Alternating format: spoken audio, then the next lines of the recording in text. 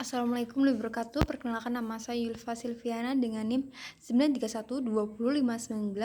Di sini saya akan menemani mata kuliah advokasi. Saya berasal dari kelompok 4, akan mereview video dari kelompok 11 dengan judul Pendampingan dan Penanganan Perkara di PT UN. A. Karakteristik perkara di PT UN. Yang pertama, adanya tenggang waktu mengajukan gugatan pasal 55. Yang kedua, terbatasnya tuntutan yang dapat diajukan dalam tantium gugatan penggugat pasal 53. Yang kedua, adanya proses semisal rapat permusyawarahan oleh Ketua Pengadilan Tata Usaha Negara PT UN pasal 62. Yang keempat, dilakukan pemeriksaan persiapan sebelum diperiksa di persidangan yang terbuka untuk umum pasal 63.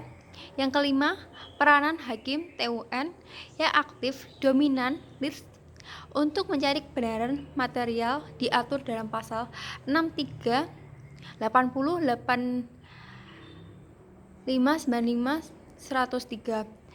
6. Kedudukan perlu diberikan karena kedudukan penggugat diasumsikan dalam posisi yang lebih lemah dibandingkan dengan tergugat selaku pemegang kekuasaan publik.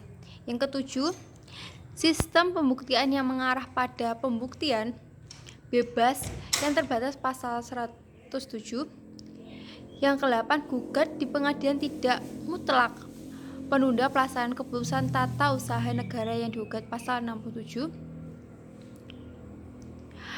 Yang kesembilan, putusan hakim yang tidak boleh bersifat ultra petitra, yaitu melebihi apa yang dituntut dalam gugatan penggugat, akan tetapi dimungkinkan adanya reformation, itu piteus membawa gugatan pada keadaan yang lebih buruk sepanjang diatur dalam perundang-undangan.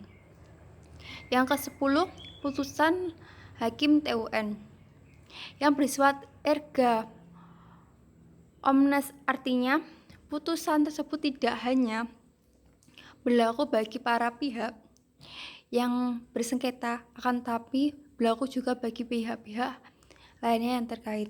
Yang ke-11, berlakunya asas audit aliran pertem, yaitu para pihak yang terlibat dalam sengketa harus didengarkan penjelasannya sebelum hakim menjatuhkan putusan. Ciri umum dan beberapa ciri khusus yang menjadi karakteristik hukum acara peradilan tata usaha. Yang pertama, negara. Yang kedua, sistem pembuktian. Yang ketiga, gugatan di pengadilan TUN tidak bersifat menunda. Yang keempat, terhadap putusan hakim pengadilan TUN berlaku asas erga omnes. Yang kelima, dalam proses pemeriksaan di persidangan berlaku asas audit alterna partem. Yang keenam, dimungkinkan adanya peradilan in absentia. Yang ketujuh, adanya kemudahan bagi masyarakat mencari keadilan. B. Prosedur pengajuan gugatan di pengadilan tata usaha negara.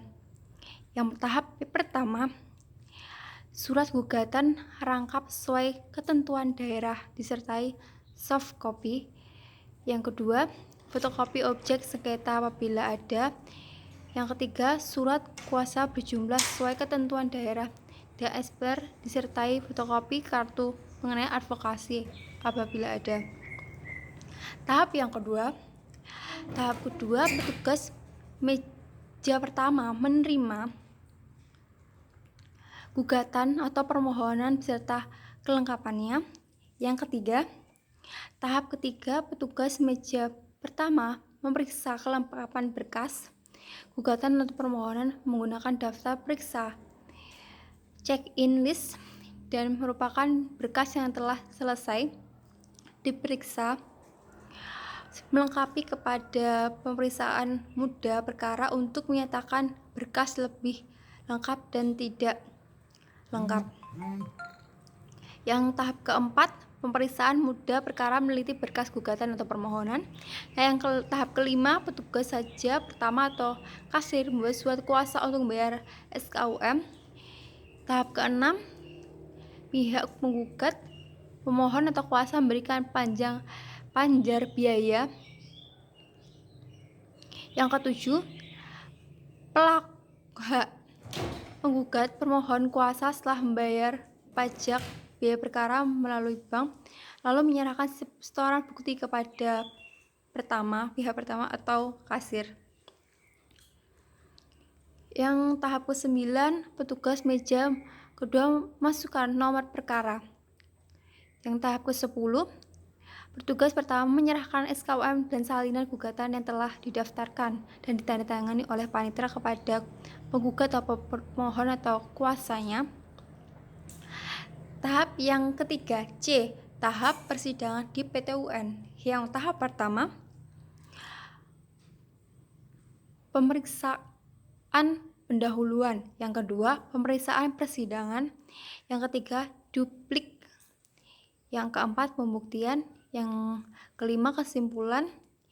Yang keenam, putusan. Pembacaan PT UN.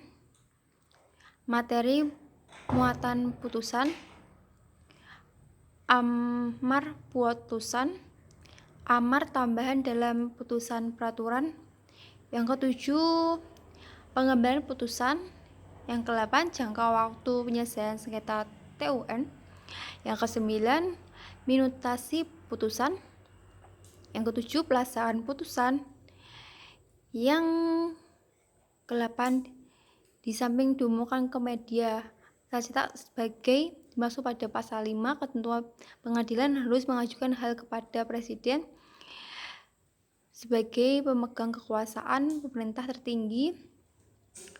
D. Teknik dan strategi tahapan pendamping dan penanganan di PT UN, yaitu ada 3: surat atau tulisan, keterangan ahli, keterangan saksi, pengakuan para pihak, penegakan hakim.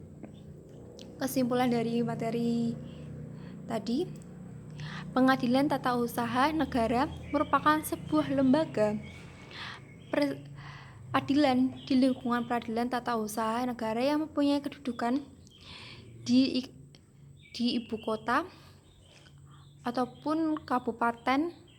Gugatan di Pengadilan TUN tidak bersifat menunda pelaksanaan putusan tata usaha negara yang digugat pasal 67. Hal ini terkait dengan dianutnya presumptio jus causa dalam hukum administrasi negara, yang berarti adalah bahwa suatu putusan TUN harus selalu dianggap benar dan dapat dilaksanakan sepanjang belum ada putusan pengadilan yang telah kekuasaan hukum tetap dia menyatakan sebaliknya. Sekian dari saya, kurang lebihnya mohon maaf. Waalaikumsalam warahmatullahi wabarakatuh.